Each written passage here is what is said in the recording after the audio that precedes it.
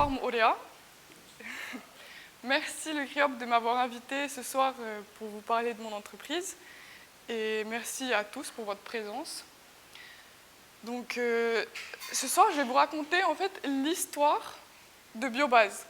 Comment on a fait pour partir de zéro jusqu'à monter une entreprise d'emballage biosourcé compostable made in Tahiti. Donc commençons par le commencement. La genèse, l'origine de l'idée. Comment c'est venu en fait? Cette idée-là, ça a commencé pendant le Covid-19. Voilà, ce fameux Covid-19, il nous avait tout bloqué. On s'est retrouvés à fermer les frontières et plus de bateaux, plus de marchandises, plus d'avions, plus de touristes. Et on avait fermé les frontières pour se protéger. Donc on était contents, il n'y avait pas de maladie, mais par contre, on n'avait plus de sous. Plus personne avait des revenus fiables. On voyait les commerces fermés les uns par un et du coup, c'était surtout difficile pour moi, qui était justement à la fin de mes études, et je cherchais ma voie. Et face à ce gros chamboulement, je me suis dit, bon, qu'est-ce que je peux faire? Et avec ce Covid-19, justement, j'ai pu identifier, ça a mis en lumière en fait, notre ultra-dépendance à l'extérieur. Donc, face à ce gros choc, on était tous en train de se dire que notre système ne va pas. On est vraiment, c'est une faiblesse pour nous, parce qu'un petit microbe nous a complètement rendus sans revenus. Donc, pour continuer notre vie de tous les jours et avec le confort auquel on s'est habitué, il fallait qu'on trouve une nouvelle façon de baser notre économie locale. Donc par là, je me suis dit, il faut qu'on valorise nos ressources d'une façon innovante, qu'on les valorise pas que par faire vivre des expériences aux touristes, pas que par la perle, il fallait qu'on trouve autre chose. Donc, parce que c'est vrai qu'en fait, nous, on ne créait pas grand-chose pour répondre à nos besoins. Si vous regardez tout autour de vous, par exemple, quasi 99%, voire 100% de tous ces objets sont apportés. Donc, à partir de là, première réflexion dans ma tête, j'étais OK, on a besoin de valoriser nos ressources. Ensuite, à côté de ça, j'observais la nature. Moi, je suis née à Montréal, et de ma vie, je n'avais jamais vu une tortue pondre sur la plage de Tem'e. Et c'était vraiment incroyable parce que depuis mon enfance à l'école de Mahalepa, on nous sensibilisait déjà au réchauffement climatique.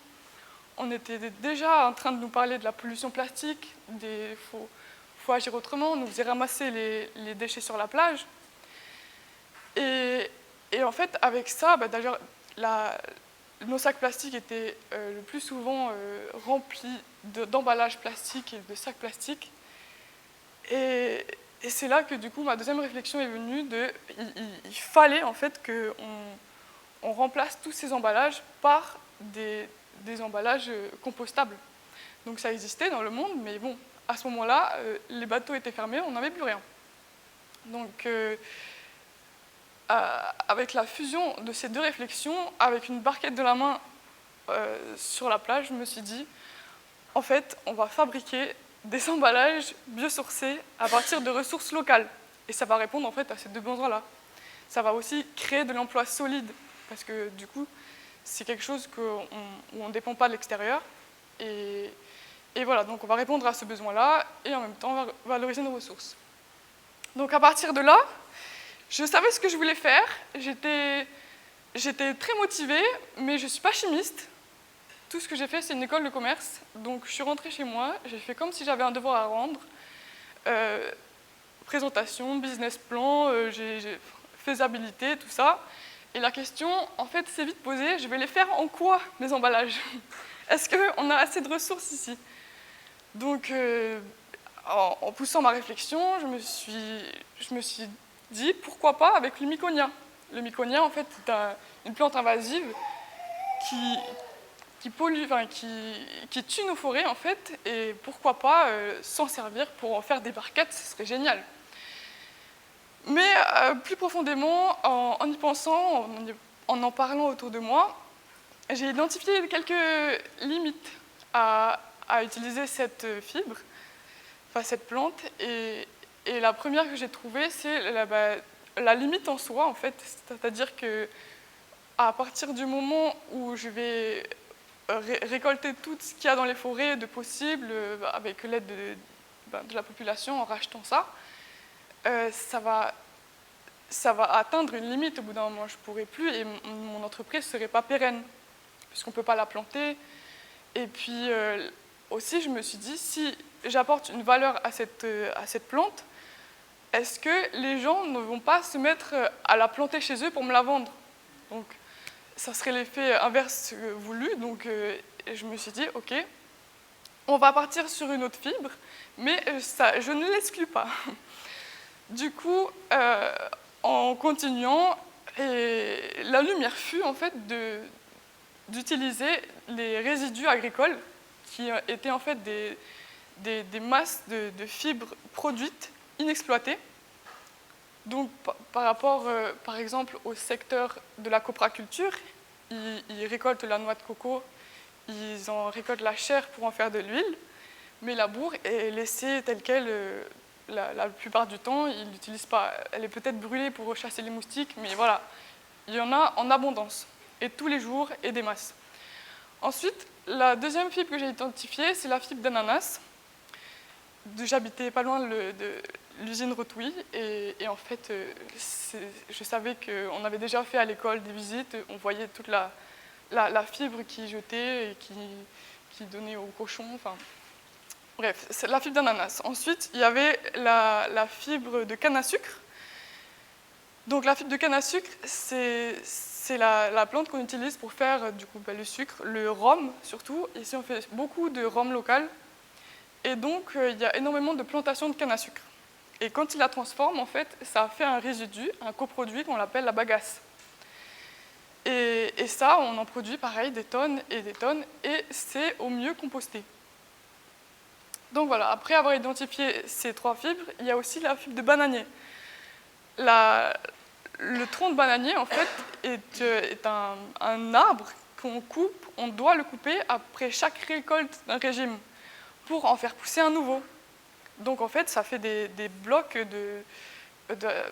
souvent, je pense que tout le monde ici, si a un jardin, a fait pousser des bananiers et a dû se débarrasser des troncs et les a laissés sur la route un jour. Donc ça, c'était aussi une source de fibres potentiellement utilisable pour mon projet. Donc ensuite, voilà, j'avais identifié, j'avais fait le dossier, j'étais sûre de moi. Maintenant, il fallait passer à l'expérimentation. Donc je ne suis pas chimiste. Pour moi, j'étais obligée, dans ma tête, de m'associer à un chimiste, à un biologiste. Et donc je cherchais autour de moi, est-ce que quelqu'un... est intéressé peut-être par mon idée, est-ce que vous voulez... Enfin voilà, j'ai trouvé personne. Et du coup, je me suis dit, en fait, je vais l'essayer moi-même, dans ma petite cuisine, à faire des essais. Et en fait, ça a donné, je vais vous montrer le résultat.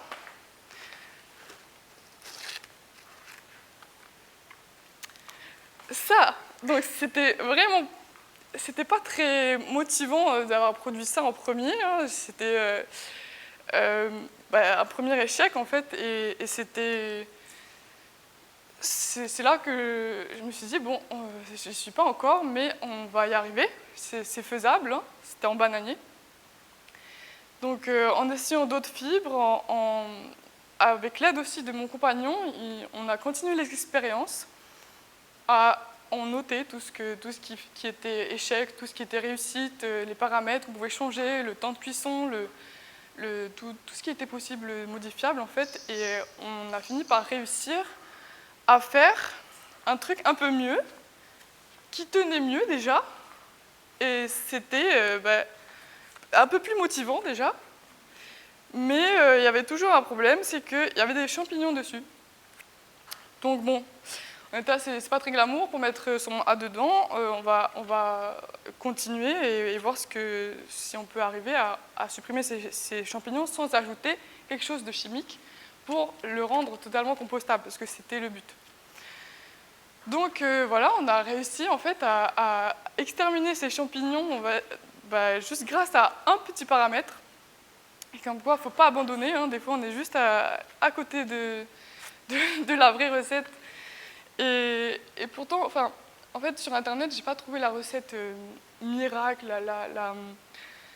la bonne façon de faire pour arriver à ça. Il y avait juste des vidéos, des vidéos pas très claires. Enfin, en gros, il n'y avait pas la recette sur internet, quoi. C'était tout grâce à ce qu'on a, voilà, ce qu'on a expérimenté. Merci. Ensuite, en continuant les expériences, on est arrivé donc à faire un truc sur champignons. Et le but était de voir déjà si on pouvait maintenir la forme en utilisant des petits moules à gâteau comme ça. On était ok, c'est bon, on peut faire des assiettes, logiquement, hein. Et puis ensuite, on s'est dit, bon, le secteur de l'alimentaire, c'est quand même un secteur assez compliqué parce qu'il va falloir avoir beaucoup de normes d'hygiène et ici, on n'est peut-être pas très équipé et ça va me prendre vraiment, vraiment beaucoup de temps à arriver à faire quelque chose de vendable aux commerçants locaux. Donc, changement de plan immédiat, on a réussi à faire un matériau en fait utilisable. Donc, on a fait des feuilles de matériaux, des feuilles de papier en fait, avec ces fibres-là. Et ensuite, on les a pliées. Donc, on s'est perfectionné au pliage. Ça aussi, c'était une expérience à montrer, à fabriquer des repères. Vraiment, c'était artisanal. Enfin, c'est artisanal. Tout est clairement inventé de A à Z. Et à force de motivation, mon compagnon a fini par quitter son boulot et me rejoindre complètement dans l'aventure. Donc aujourd'hui, c'est ma plus grosse machine de l'entreprise. C'est grâce à lui qu'on produit en masse, qu'on est vraiment innovant, on crée de nouveaux produits tous les jours grâce à ce matériau. Et du coup, avec les cas de fibres identifiés, on continuait à tester les autres fibres. Et ça, c'est par exemple en canne à sucre. Donc, avec cette expérience-là, on a bien vu que c'est la canne à sucre qui est la plus prometteuse pour nous pour aller sur le secteur alimentaire. Et puis, on a choisi le bananier, du coup, pour continuer nos sacs. Enfin, continuer nos sacs. On a réussi à faire un sac en 2020, il me semble. En 2020, on a fait notre premier sac et c'était une grande réussite. Ce sac en bananier, en fait, nous a propulsés parce que on s'est mis du coup à démarcher. Avec le démarchage, on ne s'attendait pas à avoir une réponse aussi grande. Juste avec un produit comme ça, on est parti du coup juste à l'Intercontinental en bas de chez nous. Et là-bas, ils nous ont dit « Ok, on veut bien essayer de vous en prendre 100 pour voir ce que ça fait. » Nous, on était trop contents, on était « Ok, première vente, première commande et tout. » Mais sauf qu'on n'avait pas vraiment anticipé la production. On était là, mince, en fait. Parce qu'en plus, j'ai dit « Ok, on vous livre dans une semaine. » J'ai dit « Ok, on vous livre dans une semaine et tout. » Du coup, quand j'ai dit ça à mon compagnon, il m'a dit « Mais t'es folle ou quoi, dans une semaine ?» Du coup, on a appelé tous les amis en renfort. D'ailleurs, petit clin d'œil, merci de nous avoir aidés pour cette première commande. C'était à la maison le chantier. Pendant une semaine, il y en avait partout. C'était n'importe quoi, mais on était super heureux. Et le moment de la livraison, on a livré, c'est bon, on a accompli notre mission, on n'en pouvait plus. On avait dormi jusqu'à 2h du mat tous les jours. Et enfin, on avait veillé jusqu'à 2h du mat plutôt. Et après ça, en fait, le soir même, j'ai fait une publication sur Facebook pour remercier du coup nos amis qui nous avaient aidés et pour inaugurer un peu l'entreprise avec cette première commande. Et du coup, en me réveillant le lendemain, je reçois des appels de partout, des médias qui voulaient venir nous interroger sur cette activité, tout ça. Et donc, un premier article de Radio 1, ensuite NTV, ils se sont tous passés. Et donc, on s'est retrouvés à avoir plein de commandes, en fait. Et du coup, on s'est concerté, on s'est vraiment dit, là, il faut qu'on soit au top pour répondre à toutes ces demandes. Donc, on a tout réorganisé, on a fabriqué un atelier dans notre jardin qui fait tout le tour de la maison. On a vraiment dit, bon, allez, on devient des producteurs, en fait, de ça. Notre rêve se réalise. Après, le positionnement en fait, de notre produit, enfin, notre cible, était du coup plutôt le secteur haut de gamme, parce que du coup c'est quelque chose de très artisanal, c'est limite une œuvre d'art en soi. Et surtout au début, c'était vraiment... le produit s'est amélioré petit à petit en fonction des commandes. D'ailleurs, les premières commandes n'ont rien à voir avec celles qu'on fait aujourd'hui. Mais voilà, le fait est que la cible est restée en fait assez haut de gamme. Donc dans les hôtels, les bijouteries, c'est plus eux notre cœur de cible. Et en fait, le but ultime de pourquoi on s'est lancé dedans, on ne le perd pas de vue. On a pour objectif d'aller vers le secteur alimentaire et c'est pour ça qu'on continue à la recherche et le développement. On a répondu en fait à un appel à manifestation d'intérêt de l'UPF et on a candidaté et en fait on a été lauréat et grâce à ça on a bénéficié d'un accompagnement intensif sur les 2 années à venir. Donc ça n'a pas encore commencé, mais le but est de signer une convention avec l'UPF pour qu'ils nous recherchent la façon de imperméabiliser cette matière de la façon la plus locale et écologique possible. Donc après ça, on va pouvoir développer les produits pour l'alimentaire et atteindre notre objectif. Mais donc aujourd'hui, on peut voir que tous nos produits... Ah bon. Je reviens d'abord sur les produits. Donc, grâce à ces 4 fibres végétales, on en fait un procédé, du papier, et on en crée plusieurs produits. Donc, c'est des sacs, des enveloppes, des boîtes, des impressions, des cartes de visite. En fait, le papier est le premier échelon de toute une filière, et les applications sont énormes. Et ce qui nous fait en fait, innover tous les jours et proposer de nouveaux produits. Et de plus en plus abordables pour tout secteur, qui sont plus ou moins sensibles à l'environnement. Ensuite, ce projet en fait, a touché beaucoup de personnes et ils nous ont proposé leur aide un peu de partout.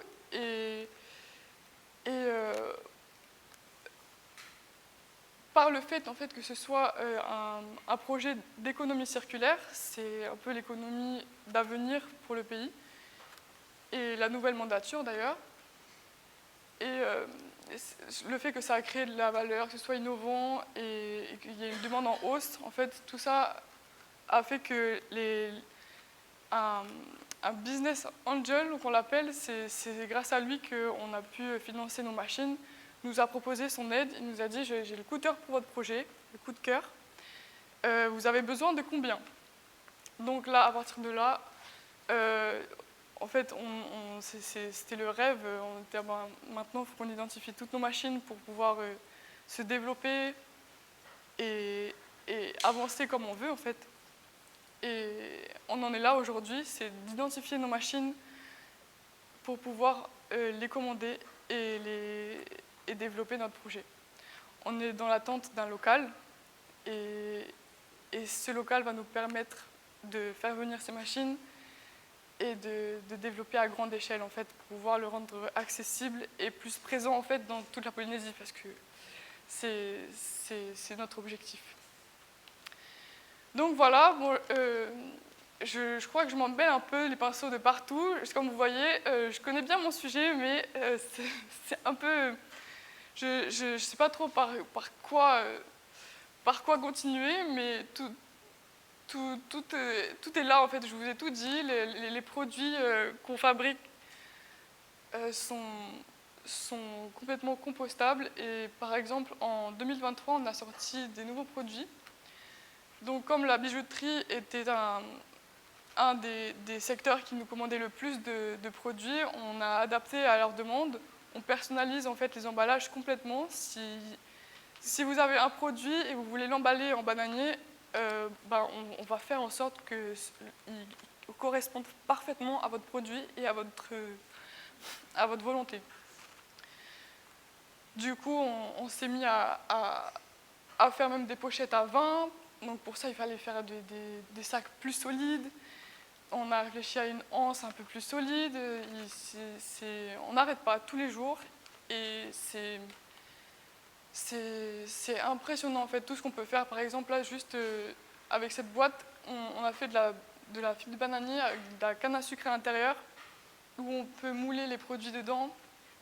Et chaque fibre et chaque fibre a sa propriété propre et ça fait un papier différent.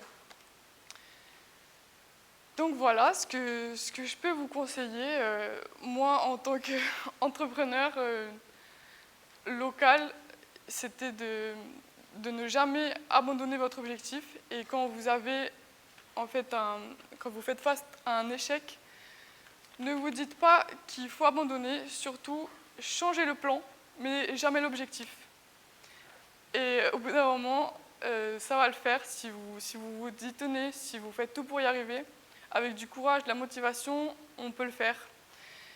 Et montrer aussi qu'il y a vraiment d'autres secteurs d'économie locale que le tourisme, en fait, et les produits qu'on connaît le plus. Voilà, merci beaucoup.